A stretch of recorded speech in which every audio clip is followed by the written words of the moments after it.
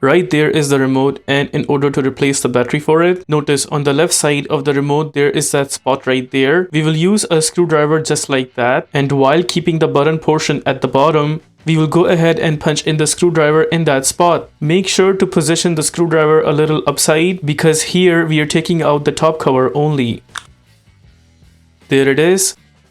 We were able to pull out the top cover, and right there is the battery. Now you can just use your thumb to slide out the battery like that.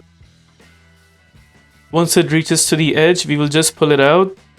And that is how you take out the battery for this remote. Now this is the kind of battery needed for this remote. It is a CR2450 type battery. In my case, the battery is good, so I'll be installing it back. But in your case, if you have a new battery and you want to install it back, just make sure that the plus sign on the battery stays at the top, and then we slide in the battery in the remote.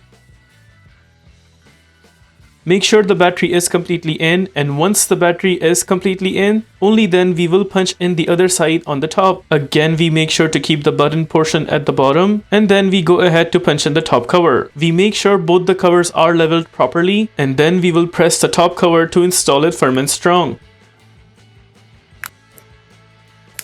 We make sure all the sides are completely in, and it seems like all the angles are completely in. With that, we are done with the replacement of battery for this remote. If this video helps you in any way, please consider liking this video and subscribing to our channel.